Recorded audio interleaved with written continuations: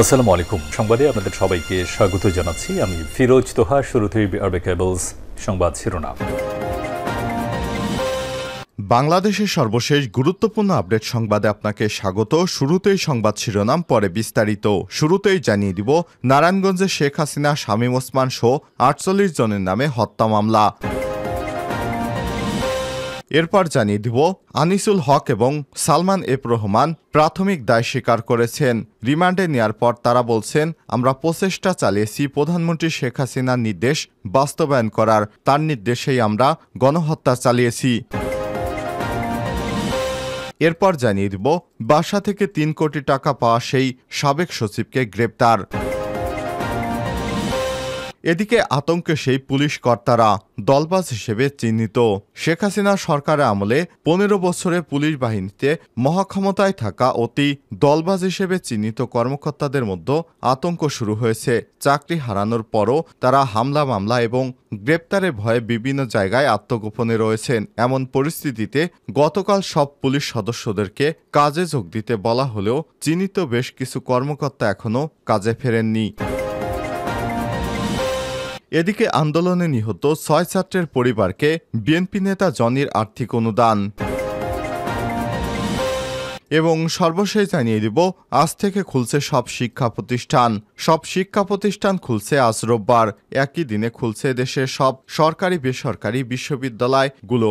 গত ১৫ আগস্ট শিক্ষা মন্ত্রণালয়ের এক নির্দেশনায় ১৮ আগস্ট থেকে বিশ্ববিদ্যালয়গুলো শিক্ষা মন্ত্রণালয়ের অধীনে সব শিক্ষা প্রতিষ্ঠান খুলে দেওয়ার কথা জানানো হয়। মাধ্যমিক ও উচ্চ মাধ্যমিক শিক্ষা অধিদপ্তর মাউসি সূত্র জানায়, গত ৭ আগস্ট থেকে অনেক প্রতিষ্ঠানে ক্লাস হচ্ছিল, তবে উপস্থিতি অনেক কম ছিল।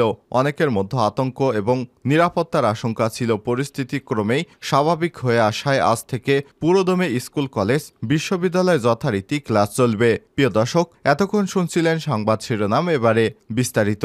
তবে তার আগে বন্ধুরা, অনুরোধ থাকবে সংবাদটিতে একটি লাইক দিন। আর এই চ্যানেলে আপনি নতুন হয়ে থাকলে আমাদের সংবাদটি দেখতে দেখতে চ্যানেলটি সাবস্ক্রাইব করে রাখুন। কমেন্ট করে আপনার মূল্যবান মতামত জানিয়ে দিন বন্ধুরা, আপনি কোন দেশ থেকে বা বিশ্বের কোন স্থান থেকে আমাদের সংবাদটি দেখছেন এবং শুনছেন। এবারে বিস্তারিত। নারায়ণগঞ্জে শেখ হাসিনা, শামীম ওসমান সহ ৪৮ জনের নামে হত্যা মামলা। নারায়ণগঞ্জে আন্দোলনে আবুল হাসান স্বজন ২০ নামের এক তরুণ গুলিবিদ্ধ হয়ে নিহতের ঘটনায় শেখ হাসিনা এবং শামীম ওসমান সহ ৪৮ জনের বিরুদ্ধে হত্যা মামলা দায়ের করা হয়েছে। এছাড়াও অজ্ঞাতনামা আরও ১৫০ থেকে ২০০ জনকে আসামি করা হয়েছে।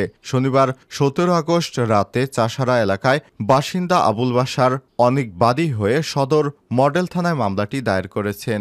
সদর মডেল থানার ওসি আব্দুস সাত্তার এসব তথ্য নিশ্চিত করেছেন। এছাড়াও মামলার অন্য আসামিরা হলেন আওয়ামী লীগের সাধারণ সম্পাদক ওবায়দুল কাদের, সাবেক স্বরাষ্ট্রমন্ত্রী আসাদুজ্জামান খান কামাল, সাবেক পররাষ্ট্রমন্ত্রী ডক্টর হাসান মাহমুদ, সাবেক তথ্য যোগাযোগ এবং প্রযুক্তিমন্ত্রী জুনায়েদ আহমেদ পলক, নারায়ণগঞ্জ ৪ আসনের সাবেক এমপি শামীম ওসমান, নারায়ণগঞ্জ ৫ আসনের এমপি সেলিম ওসমান, অয়ন ওসমান, আজমেরি ওসমান, শাহ নিজাম, নাসির উদ্দিন, এহসানুল হক নিপু, হাবিবুর রহমান রিয়াদ, তানভীর আহমেদ টিটু, কামরুল হাসান মুন্না, আব্দুল করিম বাবু, বান্টি রাফেল, মতিউর রহমান মতি, রুহুল আমিন, ফজর আলী খান মাসুদ, বিল্টু দেলোয়ার সহ অনেকেই।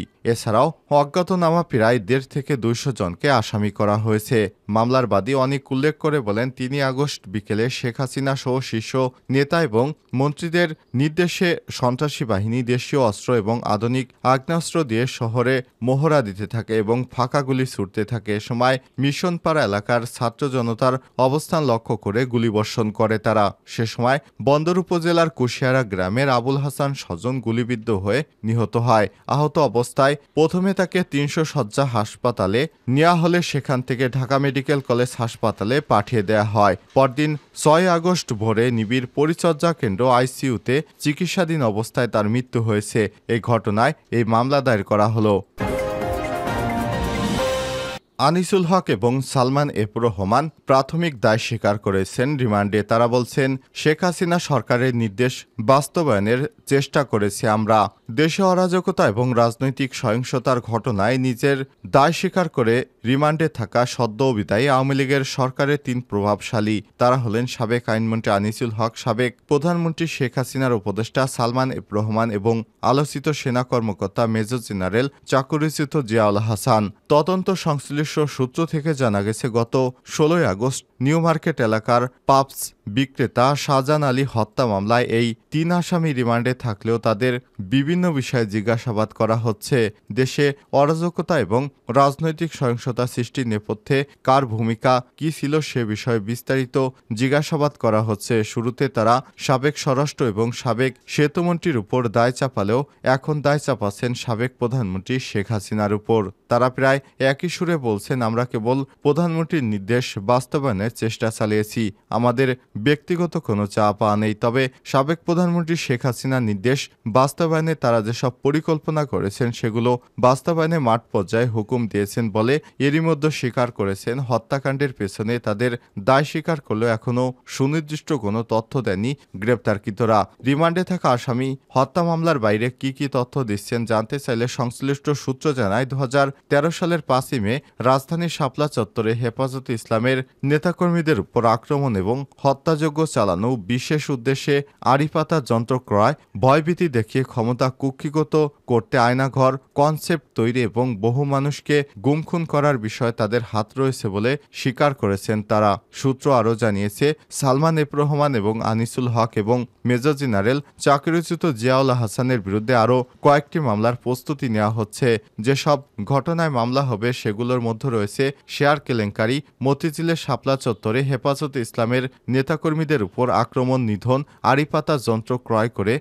মানুষকে প্রেশারাইজড করা, পেগাসাস সফটওয়্যার ক্রয় করা, আয়নাঘর কনসেপ্ট এবং অসংখ্য গুম-খুন সহ নানা আর্থিক অনিয়ম এবং দুর্নীতির ঘটনা। ঢাকা মহানগর পুলিশের সংশ্লিষ্ট সূত্র থেকে জানা গেছে, রিমান্ডে থাকা আসামি সালমান এফ রহমান এবং আনিসুল হকের দেয়া তথ্য অনুযায়ী গ্রেপ্তার করা হয়েছে জিয়াউল আহসানকে। তারা ৩ জনই এখন নিউ মার্কেট থানার একটি হত্যা মামলায় ঢাকা মহানগর গোয়েন্দা ডিবি পুলিশের হেফাজতে রিমান্ডে আছেন। এদিকে যে মামলায় তাদের রিমান্ডে নেওয়া হয়েছে সেই মামলার এজাহার এবং সংশ্লিষ্ট সূত্র সংশোধন করা হচ্ছে। মামলার বাদী শনিবার সংশোধনী এজাহারে থানায় জমা দিয়েছেন, পরে সেটি আদালতে পাঠানো হয় বলে সংশ্লিষ্ট সূত্র থেকে জানা গেছে।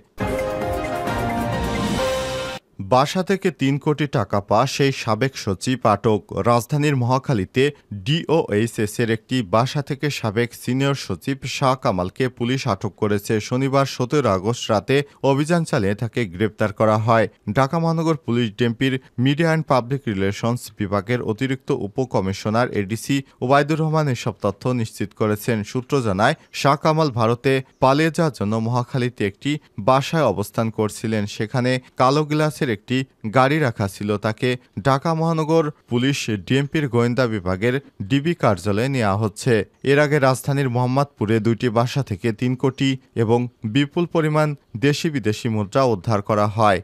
ভবন দুটির মালিক দুর্যোগ ব্যবস্থাপনা এবং ত্রাণ মন্ত্রণালয়ের সাবেক সিনিয়র সচিব শাহ কামাল। শুক্রবার ১৬ আগস্ট সন্ধ্যার পর বাসা দুটিতে অভিযান পরিচালনা করা হয়েছিল। আতঙ্কের সেই পুলিশ কর্তারা। শেখ হাসিনা সরকারের আমলে টানা ১৫ বছর পুলিশ বাহিনীতে মহা ক্ষমতায় থাকা অতি দলবাজ হিসেবে চিহ্নিত কর্মকর্তাদের মধ্যে আতঙ্ক দেখা দিয়েছে। চাকরি হারানো ছাড়াও মামলা, গ্রেপ্তার এবং জনরোষের ভয় রয়েছে তাদের। এমন পরিস্থিতিতে গত বৃহস্পতিবার সব পুলিশ সদস্যকে কাজে যোগ দিতে বলা হলেও চিহ্নিত বেশ কিছু কর্মকর্তারা এখনও কাজে যোগ দেননি। সংশ্লিষ্ট সূত্র থেকে জানা গেছে, শেখ হাসিনা সরকারের পতনের দিন শেষ সময় পর্যন্ত সব কর্মকর্তারা কেউ কেউ অতি উৎসাহী ভূমিকায় ছিলেন। ছাত্র জনতাকে ঠেকাতে মাঠে পুলিশকে নানা নির্দেশনা দিচ্ছিলেন। তবে ৫ই আগস্ট দুপুরের পর শেখ হাসিনা প্রধানমন্ত্রীর পদ থেকে পদত্যাগ করে দেশ ছাড়ার খবরে তারা আত্মগোপনে চলে গেছে। এরপর থানাগুলো জনরোষে পড়লে থানা পুলিশ নিজেদের আত্মরক্ষায় কোথাও কোথাও ৫ই আগস্ট রাতেও গুলি ছুটতে থাকে। পুলিশ সূত্রগুলো বলছে, দলবাজ এসব কর্মকর্তার বিরুদ্ধে অন্তর্বর্তীকালীন সরকার কঠোর ব্যবস্থা নিতে শুরু করেছে। এরই মধ্যে